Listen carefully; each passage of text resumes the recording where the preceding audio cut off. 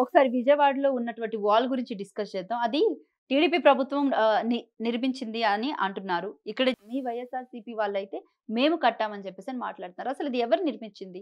అసలు ఇది ఎవరికి సంబంధించింది? 2021లో జగన్మోహన్ రెడ్డి గారు కృష్ణారంక రిటైనింగ్ వాళ్ళకి శంకుస్థాపన చేశారు. ఓకే.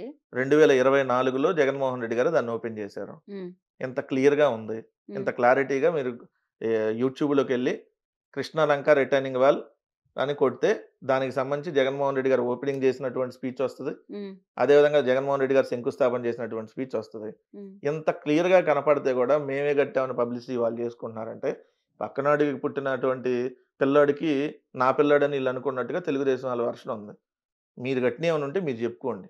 మీరు ఈడ హైదరాబాద్‌లో ఒక బిల్డింగ్ కట్టారు. ఏది అంతకుముందు హైటెక్ సిటీ అని ఒక బిల్డింగ్. అదొకటే మీరు కట్టింది. సో, అది మీరే కట్టారని చెబుతాం మేము. కానీ దానికి నిర్మాణం చేసింది కోట్ల విజయభాస్కర్ రెడ్డి గారు. కానీ హైదరాబాద్ మొత్తాన్ని నేనే నిర్మించా అంటాడు చంద్రబాబు నాయుడు. ఇట్లా ఉంటదనమాట. అంటే పక్కన వాళ్ళ దగ్గర ఏమన్నా మంచి జరిగితే, ఆ మంచిని చంద్రబాబు నాయుడు గారి అకౌంట్‌లో యేసుకోవటం. హ్మ్. ఈయన ప్రభుత్వంలో ఏమన్నా తప్పులు జరిగితే గూడా హ్మ్. దాన్ని జగన్మోహన్ రెడ్డి గారి మీద నెట్టడం. హ్మ్. అంటే ఎక్కడన్నా మంచి జరిగితే అమ్మమ్మో! ఈ మంచంతా నేనే చేశా అని చెప్పుకోవటం. హ్మ్.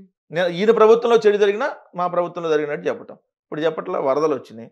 సహాయ కార్యక్రమాలు మీరు చేయండంటే, జగన్మోహన్ రెడ్డి గారు ఎక్కడున్నాడు? ఎందుకు రావట్లేదు? జగన్మోహన్ రెడ్డి గారి వల్లే వరదలొచ్చినియి. జగన్మోహన్ రెడ్డి గారి వల్లే విజయవాడ మునిగిపోయింది. లేదంటే జగన్మోహన్ రెడ్డి గారి వల్లే ఆళ్ళకన్నీ అందట్లేదు. జగన్మోహన్ రెడ్డి గారు ముఖ్యమంత్రిగా దిగిపోయున్నారు ఆల్రెడీ. మీరు గదా చేయాల్సింది. రైట్. ప్రకాశం బ్యారేజ్‌కి సంబంధించి బోట్స్ వదిలింది మీరే అని చెప్పేసని టీడీపీ ప్రభుత్వం ఆరోపిస్తుంది. మరి దాని గురించి ఏం చెప్తారు మీరు? 2019లో గూడా ఆరోపిచ్చారు. హ్మ్. 2019లో మేము అధికారంలో ఉన్నప్పుడు గూడా అక్కడికి ఆ బోట్లు కొట్టుకొనొస్తే, హ్మ్. చంద్రబాబు నాయుడు గారు ఇచ్చిన స్టేట్‌మెంట్ వాళ్ళ ఇల్లు ముంచడం కోసం మేము బోట్లు వదిలామంట. ఓకే. ఇప్పుడేమన్నా గుడ్డిగాడిదకి పళ్ళు నవ్వుతున్నారా? ఆళ్ళకి సంబంధించిన ఎవరైతే ఉన్నారో వాళ్ళు ఇప్పుడు మీ తెలుగుదేశం పార్టీలో కీలకంగా ఉన్నాడు. మీరు అరెస్ట్ చేసినటువంటి వ్యక్తి వైసీపీకి సంబంధించిన ఒక నాయకుడిని అరెస్ట్ చేశారు. ఆయనకి ఆ బోట్లు లేవు. ఆయన ఎప్పుడో 2 ఏళ్ల క్రితం ఆ బోట్‌లని ఎప్పుడో అమ్మేసున్నాడు. అది తెలుగుదేశం వాళ్ళ ఆధ్వర్యంలో ఉన్నాయి. సో, తెలుగుదేశం వాళ్ళ ఆధ్వర్యంలో ఉంటే దాన్ని వైసీపీ వాళ్ళ మీద నెట్టడం ఏంటి? అసలు బోట్‌లకి విజయవాడ మునగటానికి సంబంధం లేదు గదా! బోట్‌లకి విజయవాడకి మునగటానికి సంబంధం లేదు. విజయవాడ ఎందుకు మునిగింది? బుడమేరు మీరు గేట్లెత్తడం వల్ల మునిగింది. బుడమేరుకి అసలు శాశ్వత పరిష్కారం అనేది ఉంది అంటారా? డెఫినైట్‌లీ ఉంది. హ్మ్.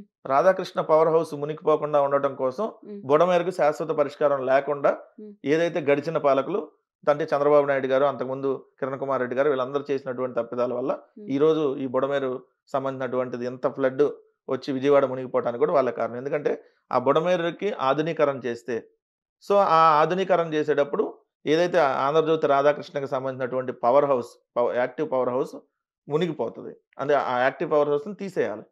సో, అందుకని యాక్టివ్ పవర్స్ అని తీసేయడానికి జగన్మోహన్ రెడ్డి గారి ప్రభుత్వం ఎన్‌ఓసీ ఇచ్చింది. మీకిక్కడేం లేదు ఇంకా పర్మిషన్ మీరు ఆపేస్తున్నామని. హ్మ్. బట్ ఆ రోజు కోర్ట్‌కెళ్లారు. హ్మ్. కోర్ట్‌కెళ్ళి వాళ్ళు మళ్ళీ స్టే తెచ్చుకో అన్నారు. హ్మ్. సో, హ్మ్. ఇప్పుడు చంద్రబాబు నాయుడు గారొచ్చినాక ఇప్పుడు మొన్న ఆ వాటర్‌ని వదిలితే కృష్ణా నదిలోకి యాక్టివ్ పవర్ హౌస్ మునిగిపోయిద్ది కాబట్టి, అట్లానే చంద్రబాబు నాయుడు గారి ఇల్లు కరకట్టకు ఆనుకోని ఉంది కాబట్టి దాంట్లోకి ఇంకా వాటరొస్తది కాబట్టి, మొత్తం గేట్లు వదిలేసి ఒకేసారి ఎత్తారు. దానివల్ల ఈరోజు దాదాపుగా 7,00,000 మంది విజయవాడలో ఈరోజు ఈ వరదకి బాధితులుగా బా వరద బాధితులుగా 7,00,000 మందయ్యారు. చంద్రబాబు నాయుడు, రాధాకృష్ణ వీళ్ళిద్దరు ఇద్దరు వ్యక్తులని వాళ్ళ స్వార్థం కోసం 7,00,000 మందిని బలి చేశారు ఈరోజు. సో, మరి దీనంతటికి కారణం ఇంత విజువల్ ఇంత క్లియర్‌గా కనపడతా ఉంటే, మీరెళ్లి విజయవాడలో బయట తీసుకోండి అర్థమైద్ది ఎందుకు. వాళ్ళ ఆర్తనాదాలు అసలు వాళ్ళు 50, 60 ఏళ్ల నుంచి అదే విజయవాడ ప్రాంతంలో ఎన్నో వరదలను చూసినోళ్ళు గూడా ఇంతకంటే పెద్ద వర్షాలు పడినప్పుడు చూసిన వాళ్ళు గూడా, ఎప్పుడూ గూడా ఒక అడుగు నీళ్లు గూడా చూసినటువంటి దాఖలాలు లేనటువంటి ప్రాంతంలో గూడా ఈరోజు 12 అడుగుల ఎత్తు. అంటే ఇద్దరు మనుషులు మునిగిపోయేంత ఎత్తు నీరొచ్చింది. అది గూడా ఇంకా 10 రోజులైనా గూడా ఇంకా పోనటువంటి పరిస్థితి ఉంది అనంటే, నేను 10 రోజుల నుంచి చంద్రబాబు నాయుడు గారు అక్కడే ఉన్నారంటే మరో వైనాడ్‌నయితే తలపిస్తుందనే చెప్పొచ్చు విజయవాడ పరిస్థితి ప్రస్తుతం. 100%. ఎందుకంటే అది వైనాడుది ఈ మానవ తప్పిదంగా ఎలా మనం అంటామో, ఇదిక్కడ కేవలం చంద్రబాబు నాయుడు గారి తప్పిదం. అసలు మునిగే అవకాశమే లేదు. ఎక్కడైనా మీకు తెలుసు ఇప్పుడు ప్రాజెక్ట్ ఉంది. మీరు అనేక ప్రాజెక్టులు చూసుంటారు. నాగార్జున సాగర్, శ్రీశైలం. అవును. వరదొస్తుంది పైనుంచి. అవును. అవును. వరదొస్తే మొత్తం వచ్చినాక ఒకే రోజు వదులుదామని ఏమన్నా ఆలోచిస్తాడా? ముందే కొంచెం వదులుతా ఇప్పుడు ఈరోజు 20,000 క్యూసెక్కులు పైన అవుట్‌ఫ్లో వస్తుందనుకో. పైన ఇన్‌ఫ్లో ఒక 80,000, 90,000 క్యూసెక్కులొస్తే కింద అవుట్‌ఫ్లో కూడా అలానే వదిలేసుకుంటూ ఎళ్ళాలి కదా! అవును. అవును. స్టోరేజ్ ఎంతవరకు ఉందో చూసుకొని. లేదులే 2,00,000 క్యూసెక్కులొచ్చినాక ఒకేసారి వదిలేద్దాం అనుకుంటే డ్యామే ఎత్తుకుపోద్ది కదా! సో, ఆ మాత్రం మినిమమ్ బేసిక్ నాలెడ్జ్ లేకుండా నేను 4 సార్లు ముఖ్యమంత్రి చేశాను. నేను సముద్రాన్ని సీళ్ళగొట్టి తుఫానునాపాను. ఈ సొల్లు కబుర్లు ఎన్నాళ్ళు చెప్తాడింకా? అరే! ప్రజల దురదృష్టమో, నీ అదృష్టమో ఎట్టాగొట్ట అధికారంలోకొచ్చావు. నిజంగా ప్రజల దురదృష్టమో, ఈయన అదృష్టమో ఈ రెండిటి వల్ల అధికారంలోకి వచ్చాడు. వచ్చినాకన్నా ఇంకా ఈ ఈ చివరి ఏజ్‌లో అన్నా ఇంకా చివరి స్టేజ్‌లో ఉన్నాడు చంద్రబాబు నాయుడు గారు. ఈ స్టేజ్‌లో అన్నా ప్రజలకు మంచి చేయాలి గదా! రైట్. మీరు గుండెల మీద చేసుకొని ఒక మాట అయితే చెప్పండి. వైసీపీ గవర్నమెంట్‌లో అసలు ఆంధ్రాకి సంబంధించి ఎంత మేర అభివృద్ధి చేశారు? రోడ్లేసారా? లేదు. పవర్ విషయంలో ఎక్కువగా పోతున్నటువంటి దాఖలాలే కనిపించాయి.